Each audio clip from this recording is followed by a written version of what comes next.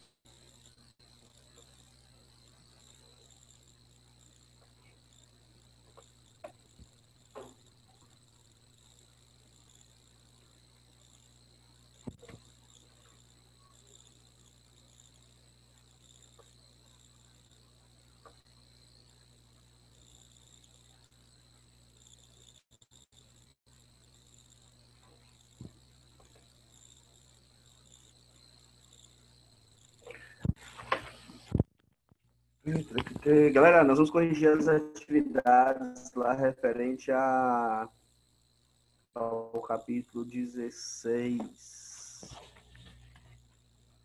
as primeiras fases da Revolução Industrial.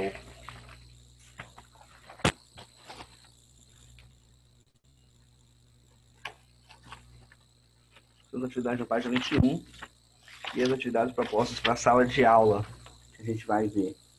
Se vocês quiserem pegar aí.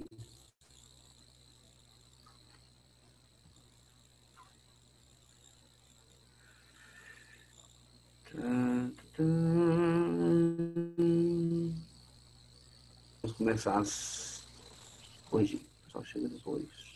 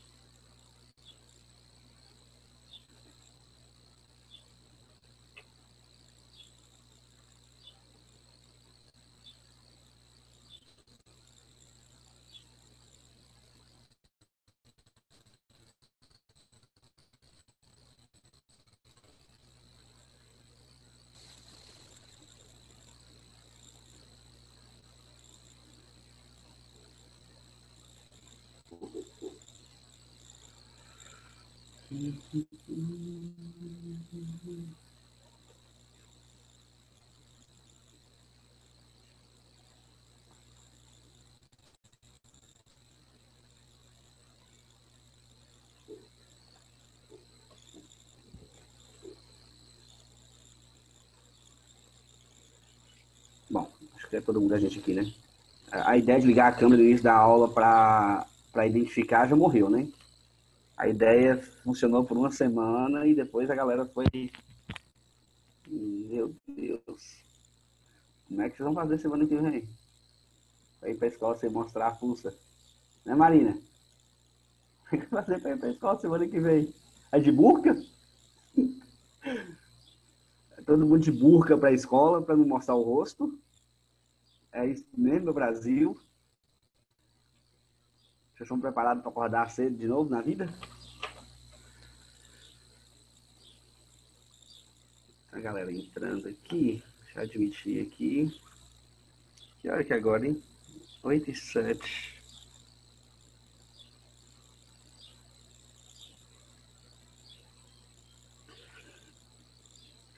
Agora vai. Vamos lá. As primeiras fases da Revolução Industrial. Na semana passada, né, na quarta-feira, a gente falou sobre as revoluções, as fases da Revolução Industrial, a primeira e segunda fase, na segunda, na terça e quarta-feira. As influências que isso vai ter do espaço, da formação espacial, as características dessas fases da Revolução Industrial. Isso é muito importante para vocês conseguirem compreender essas fases, porque o espaço global é página 20, tá, galera? Página 21, a primeira questão aí. O espaço global ele vai ser mudado a partir dessas relações, né? Então, quando a gente estuda espaço, que a gente fala que tudo é resultado de um processo de transformação, de interação entre o homem, tal, esses processos eles vão tendo fases que a gente precisa compreender por que existem essas fases, na verdade, né? E como que elas se caracterizam. Então, a Revolução Industrial é certamente uma das coisas que mais vai modificar o espaço que a gente vive em decorrência da sua abrangência e o fato de não ter sido uma coisa isolada, né? Vai acontecer no mundo inteiro. Então, vamos lá. Eita. Com base no texto anterior, faço um breve comentário sobre a velocidade de notícias veiculadas nas diversas mídias e sobre a superficialidade ou profundidade com que elas são apresentadas na atualidade. O texto anterior está falando da substituição do telégrafo pelo telefone. O telégrafo era um sistema de comunicação mais antigo, que não era tão acessível e não era tão eficiente, eficaz quanto o telefone passou a ser, né? O telégrafo, as pessoas não tinham telégrafo em casa. Você mandava uma mensagem, alguém te reportava essa mensagem. Então, o telefone ele é um bem de consumo que você tinha em casa. Então, você começou a receber informações de maneira muito mais célere, né? Isso é bem interessante, assim, se a gente pensar a nível de fofoca já é legal, e se a gente pensar a nível de mercado global, é mais legal ainda, porque você tem informações que você vai poder tomar certas atitudes em tempo célere, em tempo mais em tempo real. Beleza. Então, em seguida, discuta as ideias dos seus colegas. Então, o que eu coloquei aqui para vocês citarem, né, no texto de vocês? Hoje a gente tem informação em tempo real. Você tem um problema hoje de manipulação de informação, e isso é uma coisa extremamente questionável. Tem um autor, a gente já falou já umas 500 mil vezes, mas eu sou muito fã dele, ele é muito bom, que chama Milton Santos, num livro dele que chama Uma Outra Globalização, ele fala de como a informação ela pode manipular a pessoa que está recebendo essa informação. E é um problema que a gente tem a questionar-se no mundo de hoje. Quando eu falo no mundo de hoje, entende-se que você tem um mundo em que você recebe muitas informações. Né? A gente recebe muita informação o tempo inteiro. E essas informações, quando você recebe, ela vem com uma intencionalidade. Quando a pessoa te dá uma informação, ela tem uma intenção de te informar alguma coisa, mas normalmente sob o ponto de vista dela. Né? Então, isso pode te manipular e te tendenciar a acreditar naquela informação da forma que a pessoa está te passando. Então, isso acaba sendo um problema, né? Porque você pode ser manipulado pelas informações que você tem. E a questão das notícias, eu coloquei entre aspas, notícias falsas, porque se é falso não é notícia. As fake news, né? Como você consegue propagar essas informações e elas são propagadas sem nenhum tipo de controle, e não deve haver controle. Na verdade, assim, um problema da tecnologia da informação hoje, o quanto você deve ser permissivo em relação a qualquer tipo de informação, né? São as fake news que podem causar problema. E como controlar isso que é a parte mais difícil. Então, vocês poderiam citar, além de outras ideias, eram esses tópicos aí. Alguém fez e quer falar, quer compartilhar com a gente aí, galera?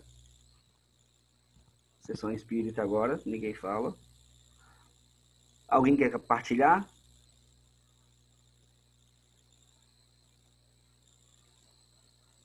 Eu não vou encher o saco de maneira individual hoje não, tá? Hoje eu vou deixar passar. Vou ficar gritando o nome não.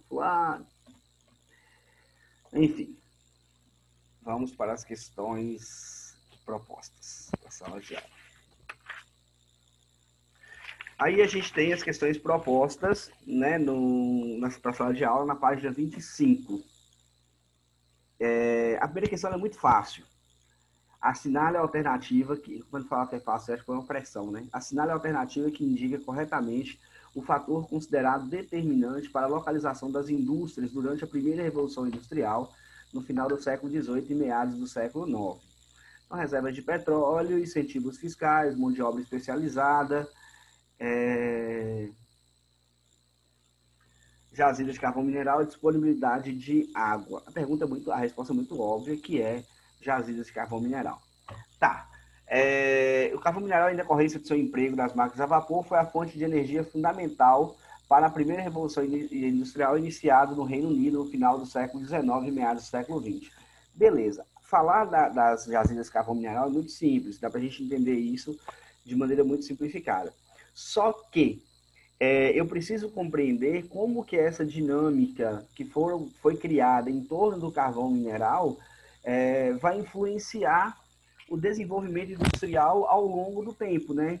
Você tem a primeira revolução industrial, você tem isso acontecendo na Inglaterra e começa a acontecer nos outros países. Então, esse acontecimento, essa expansão da indústria na Europa, ela ainda é influenciada pelas jazidas de carvão mineral. Até quando? Até quando isso vai acontecer?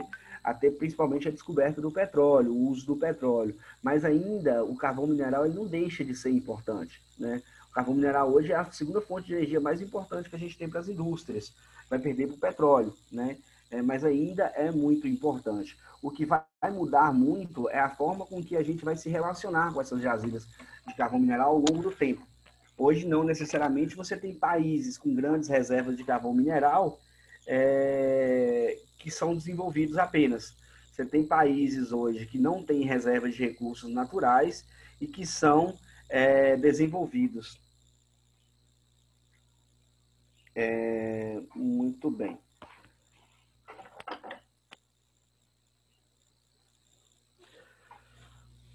Pessoal, se vocês tiverem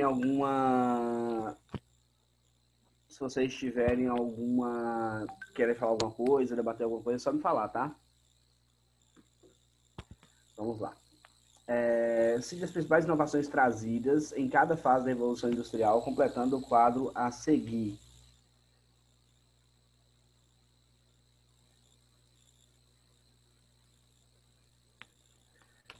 Então vamos lá, até a primeira Revolução Industrial e a segunda Revolução Industrial. A gente fez esse exercíciozinho, né, lá no meio do capítulo. O que a gente tem de inovação na primeira Revolução Industrial quanto aos meios de transporte? Eu tenho os trens a vapor, os trens e o navio a vapor. Na segunda Revolução Industrial, eu vou ter automóveis, aviões, trens, navios, com motor a combustão interna. O motor a combustão interna é quando acontece a combustão dentro do motor, interno dentro do motor. A ideia do pistão, né? Legal. Meio de comunicação, o que eu tenho na primeira Revolução Industrial? O jornal e o correio. No finalzinho da segunda, para o início da primeira, para o início da segunda, eu vou ter o telégrafo, depois o telefone, rádio e televisão. Né? Falta um elemento aí que a gente utiliza hoje que não tem, que vai surgir na terceira fase, que é a internet.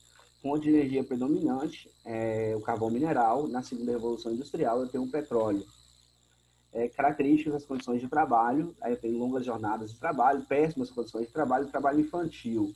Na segunda Revolução Industrial, eu ainda tenho um questionamento das qualidades, das jornadas de trabalho, do tipo de trabalho, só que aí eu vou ter o fortalecimento da classe operária, né?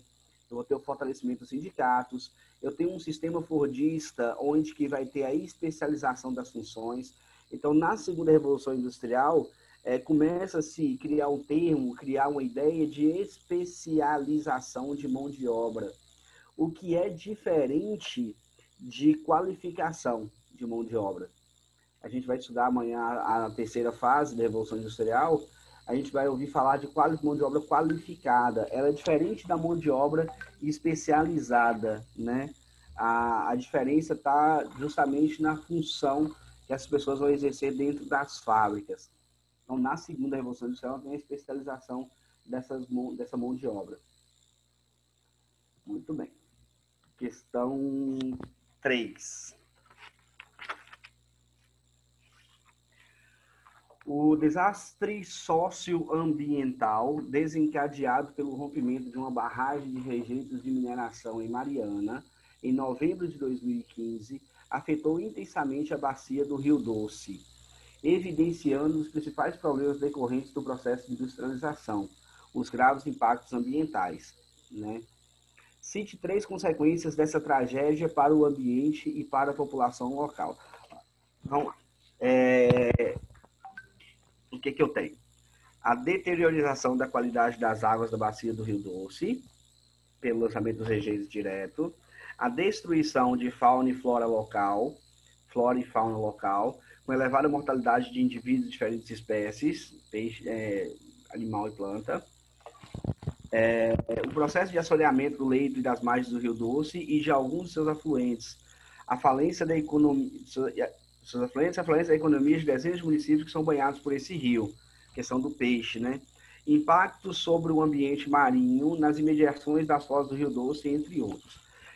Então, assim, a gente vai analisar a questão só do ponto de vista ambiental, que a indústria ela vai causar esses problemas, vai impactar diretamente ao meio ambiente. Só que a gente pode fazer umas outras relações que são pertinentes, que a gente está estudando. Primeiro, esses impactos que ocorrem nos países mais pobres ocorrem da mesma forma nos países mais desenvolvidos? A gente tem processo de mineração em países desenvolvidos ainda hoje. Quer falar, Esther? Não, só ia concordar que seria. Ah, tá. Você tem um processo de exploração mineral em outros países considerados desenvolvidos. Esses impactos acontecem da mesma forma em atividade de mineração? Não. Vão poluir? Os países desenvolvidos, eles vão poluir? Vão poluir, principalmente por conta da intensificação das atividades industriais. Só que as atividades de mineração que são mais predatórias e mais exploratórias em países subdesenvolvidos vão provocar mais impactos e mais danos. Uma outra observação que a gente pode perceber aqui é que não necessariamente a gente tem uma fonte de recurso natural que a gente tem um processo de industrialização ao entorno dessa fonte de recurso. Porque lá no início da Revolução Industrial, a gente fez uma analogia de que onde havia recurso, onde havia carvão mineral disponível, eu tinha áreas industriais se desenvolvendo. Agora eu estou falando de áreas que eu tenho recursos naturais, minério de ferro, principalmente minério de ferro, que não necessariamente eu tenho indústrias ao entorno dessas jazidas, né? Então a gente já tem atualmente um processo diferente. Você já não tem já a ocupação industrial ao entorno das jazidas de recursos minerais, beleza? Você não precisa mais construir as indústrias próximas a essas jazidas.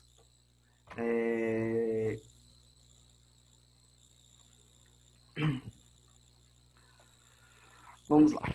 Questão 4.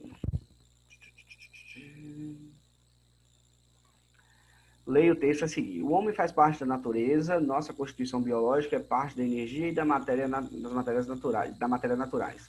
Somos habitats de outros seres vivos, alimentamos-nos de outros organismos e quando morremos, micro-organismos tratam-se de reaproveitar a matéria orgânica que formava nossos corpos. Isso é bem macabro. Toda a história humana diz respeito ao modo como os homens mantêm a relação entre si e com a natureza externa a eles, o meio ambiente.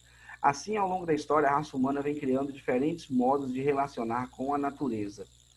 Desde a pré-história, com a descoberta do fogo, da agricultura e da pecuária, a capacidade do homem de se transformar e agir na natureza tem se tornado maior.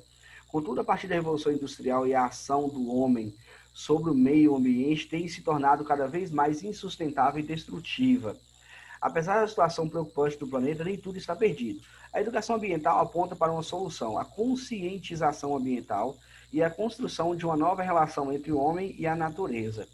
Conhecendo melhor a crise ambiental que ameaça a sobrevivência de todas as espécies vividas, inclusive as seres humanos, as pessoas provavelmente irão interferir de forma diferente no meio ambiente. Então, no final aqui, primeiro falar da relação trágica entre o homem e a natureza, esse processo essa relação predatória, ela vai se acelerar, de acordo com o pretexto aqui, com o texto aqui, ela vai acelerar a partir da Revolução Industrial, trazendo um futuro catastrófico, porém com a solução pautada na educação ambiental, em que provavelmente haverá uma mudança de perspectiva nessa relação homem-natureza.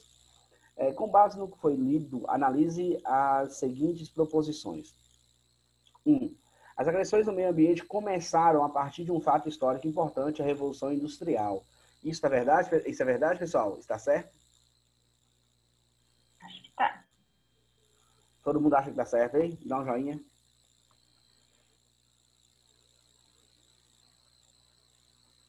Ninguém deu joinha, velho. Fiquei no vácuo legal. Muito bem. Tá pra ir. Adel, Marinho. Só que tá errado. Isso aí tá errado. Por quê? Porque fala o seguinte, as agressões no meio ambiente começaram a partir do fato importante, a Revolução Industrial, não. As agressões ao meio ambiente elas vão acontecer desde que o homem existe.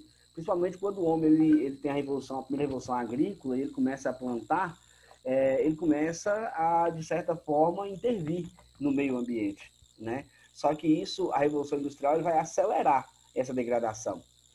Vocês já assistiram, vocês não viveram a época do Império Romano, eu acho, mas vocês já assistiram filmes, já leram relatos de que haviam cidades, haviam organizações comunitárias e tal. Isso eles interviam no meio natural, só que de maneira muito mais lenta do que após a Revolução Industrial.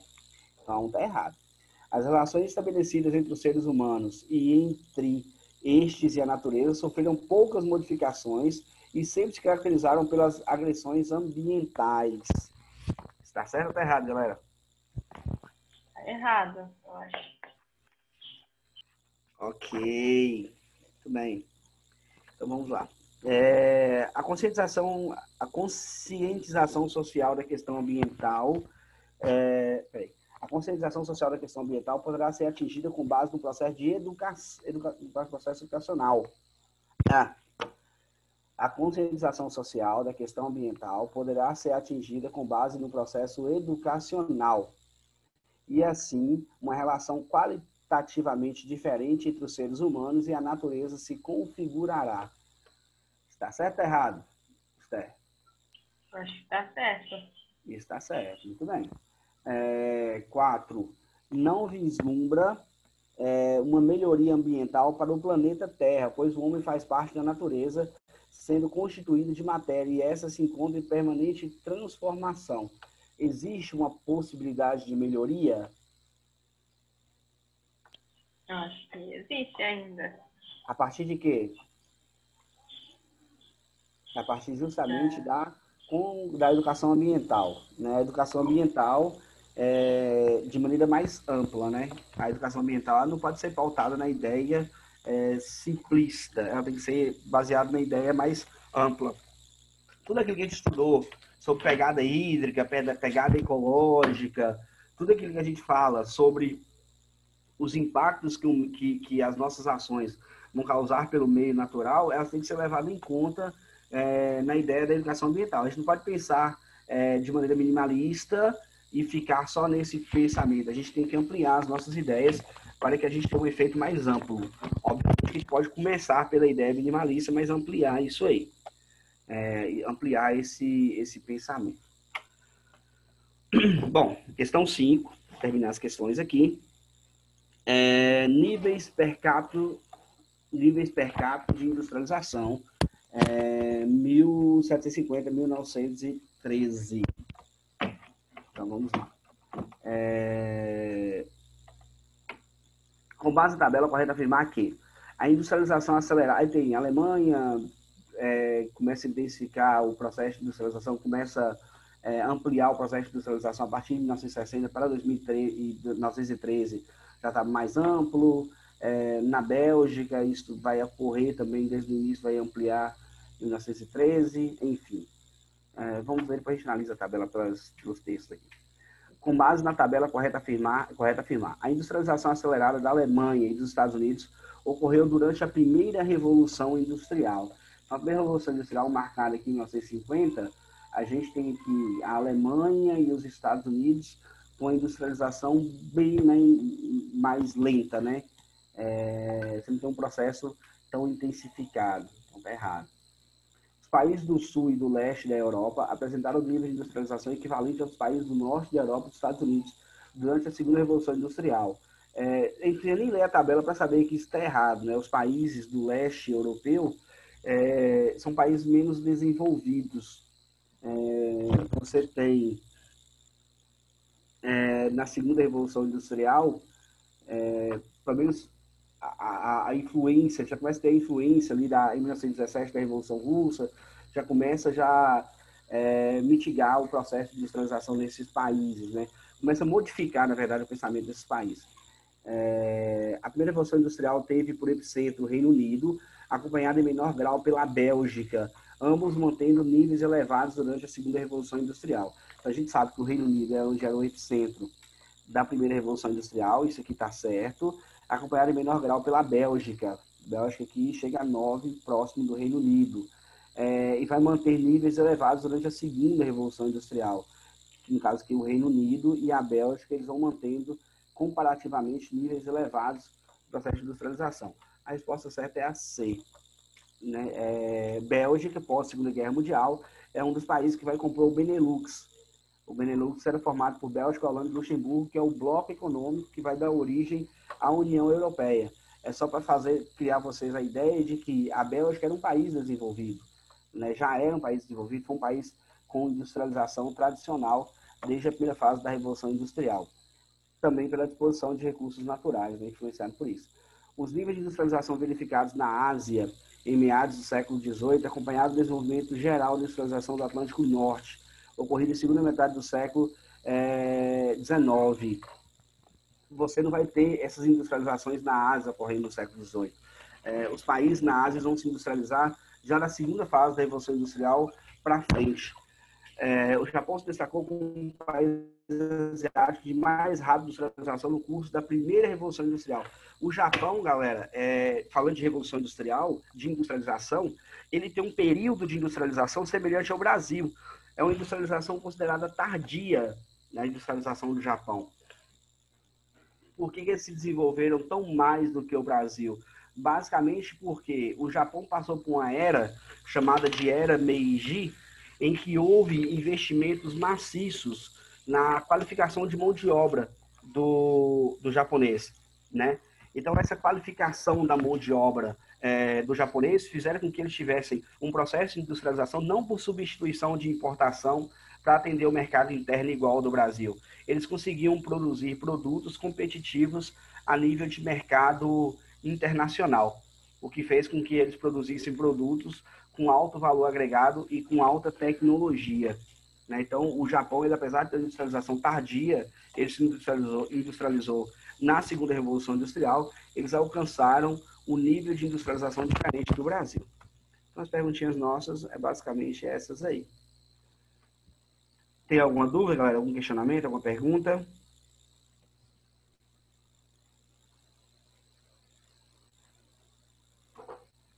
Não, né? Vocês são ótimos. Deixa eu só abrir aqui o livro aqui.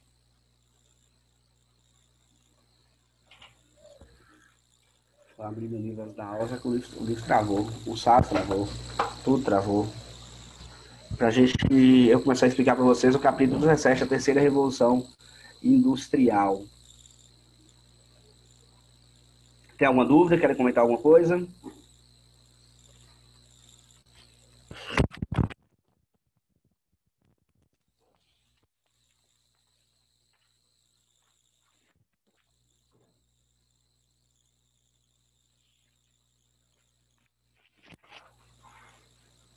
Eles são ótimos, viu?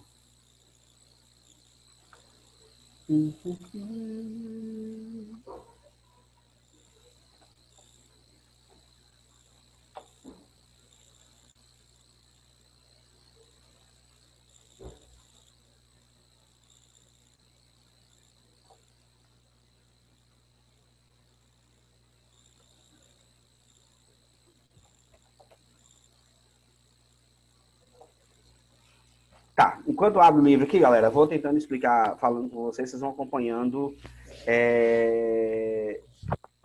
acompanhando o que tá no livro aqui. É bom que eu vou explicar a aula nossa amanhã, vocês tentam dar uma lida aí para a gente trazer algumas discussões pertinentes ao conteúdo, né?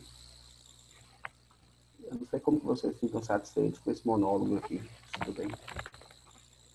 Brigar contra isso.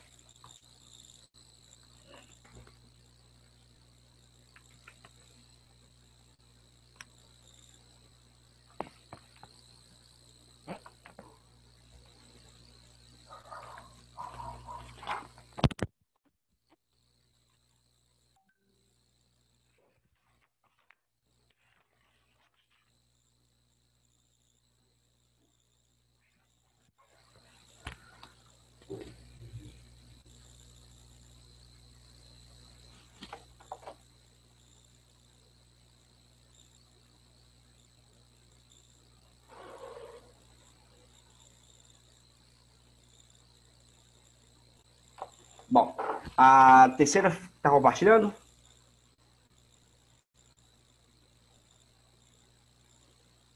O capítulo sim. Dá pra ver. Tá. Quando for o capítulo 16, tá tranquilo, então tá ótimo. Vamos lá. Quando é que termina a segunda fase da Revolução Industrial? Teoricamente, esses modelos produtivos, essas ideias de produção, elas vão seguir até a Segunda Guerra Mundial. Só que aí a gente tem um período no mundo que o mundo está mais ou menos zoneado, né? O mundo está mais ou menos bagunçado. Por quê? Eu tenho um Fordismo nos Estados Unidos, as indústrias americanas, os Estados Unidos tornando... A indústria americana é ótimo, né? Que é só os Estados Unidos que é a América. Tudo bem. Os Estados Unidos está se tornando o grande centro econômico do mundo já no início do século XX, né? 1900 e bolinha. Todo mundo que vai para os Estados Unidos fica rico, as empresas dos Estados Unidos prosperam, você começa a ter a difusão, né, do estilo de vida americano. Enfim, acontece a Primeira Guerra Mundial, e isso economicamente para os Estados Unidos é muito benéfico, porque as indústrias americanas, estadunidenses, americanas, vou falar assim para mais fácil, elas sempre vão crescer porque elas vão fornecer aquilo que as indústrias europeias não tinham condição de produzir em função da Primeira Guerra Mundial. Só que aí acontece a quebra da Bolsa de Nova York em 1929. Uma das razões dessa quebra da Bolsa de Nova York é justamente o modelo fordista de produção, porque você tem um excedente de produção, né? Você tem um maior exemplo desse processo é o Ford T Bigode, é o carrinho produzido pela Ford. Porque você vai produzir muito, o seu custo de produção vai ficando cada vez mais baixo, porque a partir do momento que eu tenho 10 operários e produzo 10 carros, eu tenho 10 operários e produzo 50 carros, o custo por carro ele vai diminuir, e eu vou produzir cada vez mais. Só que eu vou produzir um produto só. E por incrível que pareça, esses produtos são bons, são de qualidade, eles não vão quebrar. Então as pessoas que comprou esse carro não vão comprar outro carro. E isso vai gerar um excedente de produção, porque vai ter muito produto e não vai ter quem comprar. Eu vou vender para a Europa, mas a Europa está se recuperando pós Primeira Guerra Mundial. As indústrias europeias os europeus não vão comprar esses produtos mais. Então a gente tem a quebra da Bolsa de Nova York, a gente tem o New Deal, né, que é uma nova visão política econômica, onde o Estado é mais intervencionista, o Estado vai contribuir para o desenvolvimento econômico, você tem uma série de ajustes nessas ideias produtivas e nesse capitalismo aí. Depois que as coisas estão começando a se ajeitar, se organizar, você tem os movimentos totalitários, ideologistas nos Estados Unidos, na União Soviética, nos Estados Unidos, que vai dar uma perturbada no cenário político e econômico do mundo, eclodindo aí em 1939 a Segunda Guerra Mundial. Beleza. Então o mundo vai vivendo esse tranco e barrancos aí até o final da Segunda Guerra Mundial. Pós Segunda Guerra Mundial, você tem um mundo agora mais tranquilo, não vai ter outra guerra, mas o mundo está dividido em dois. O mundo está dividido basicamente em duas grandes potências políticas, econômicas e militar, que é a União Soviética e os Estados Unidos. Aí começa aquele período maravilhoso, glorioso, muito bom de falar no mundo, que é a Guerra Fria. A Guerra Fria era basicamente... Todo mundo sabe o que é Guerra Fria já, né? Nessa altura do campeonato. Né, Esther? Sei mais ou menos. Mais ou menos. Guerra Fria, todo mundo, um dia, tipo assim, vai enjoar de falar de Guerra Fria. Mas se a pessoa definir Guerra Fria, eu vou saber o que ela tá falando. Mas você consegue definir, você definir o que é Guerra Fria?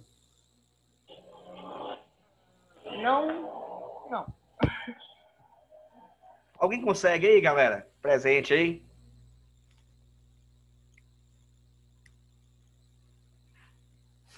Cri. Galera, seres humanos.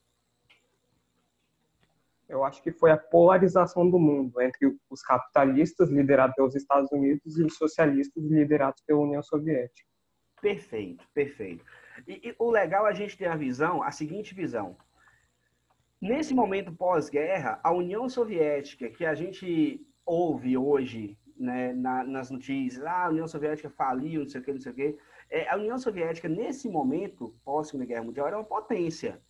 Eles tinham ocupado uma área territorial imensa, impondo o sistema socialista em áreas do planeta que eram ricas, em áreas do planeta que tinham muitos recursos naturais. Então, a União Soviética, nesse momento, era uma potência, né? Uma potência econômica, inclusive.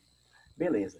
Por que é importante falar desse período? Porque aí começa aquelas corridas espaciais, aquelas corridas armamentistas, que vai criando novas tecnologias no mundo, né? Então, assim, a maior parte das tecnologias que a gente utiliza hoje, tecnologia de informação, de comunicação, elas são provenientes desse período, né, de Guerra Fria, onde essas duas potências vão disputar essa liderança ideológica do mundo. Porque o mundo sempre teve sempre teve alguém no mundo, algum país, algum povo, que quis exercer uma supremacia sobre outros, né?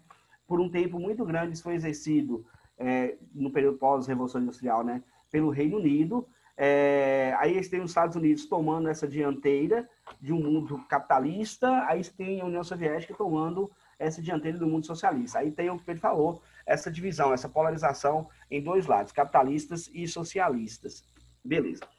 Mas qual o resultado disso para a nossa terceira revolução industrial? Aí parte justamente da ideia de você produzir novas tecnologias, muito em função dessa guerra ideológica, porque os países eles tinham uma competição que existe hoje ainda, só que aí diferenciada pela ideologia, né? Pela ideologia do sistema político, mas um querendo se mostrar mais eficiente, mais eficaz e mais poderoso que o outro. Então, a corrida espacial trouxe para a gente um desenvolvimento de novas tecnologias, um desenvolvimento de novas perspectivas, que fez com que o mundo fosse se moldando a essas tecnologias, né? Enfim. Eu acho que eu queria parar de falar para a gente discutir na próxima aula sobre isso, ao invés de eu falar. Você vai ter o desenvolvimento da energia nuclear, você tem o desenvolvimento de tecnologia de informação, as viagens espaciais, que vão criando novos produtos, vão criando novas tecnologias, vão criando nova forma do homem se organizar pelo espaço. Aí você vai ter essa polarização de um lado capitalista e do outro lado socialista, e você vai ter mundo se desenvolvendo de forma diferente. Se a gente imaginar que o mundo, o planeta, era dividido em dois lados, esses dois lados eles vão se desenvolver de maneira diferente. Aí você tem uma perspectiva do uso dessas novas tecnologias, né? A União Soviética ela começa a usar essas tecnologias para a questão armamentista, para o domínio territorial, e os Estados Unidos começam a usar essas novas tecnologias para um domínio econômico, né? Os Estados Unidos ele domina os outros países de uma maneira econômica, enquanto a União Soviética busca isso de uma maneira militarizada. Aí a gente tem essa diferença de desenvolvimento entre os países soviéticos e os países alinhados com os Estados Unidos. A gente consegue perceber isso de maneira muito clara na Europa Ocidental e na Europa Oriental, né? Onde era muito bem definido quem era socialista e quem era capitalista. Muito bem.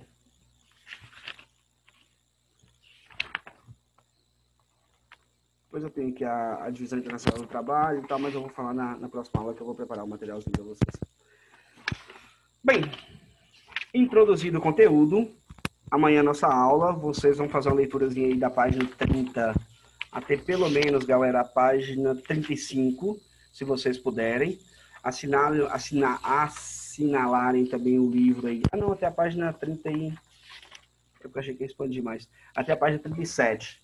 Que a gente vai ver um pouquinho sobre a Segunda Guerra Mundial, vou trazer um materialzinho para vocês, um resumozinho de tópicos também. E a gente vai falar do sistema toyotista. O sistema toyotista, ele nasce em função da nova tecnologia. Não tivéssemos tecnologia da informação, sistema de computação, o sistema toyotista não ia conseguir se implantar no mundo como uma forma de produzir, diferente do que era proposto pelo sistema fordista. Bacana?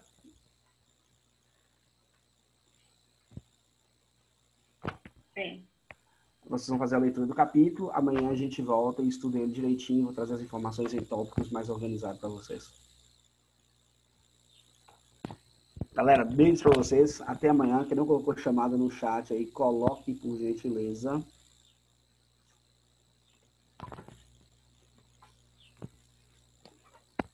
Vou encerrar a aula aqui.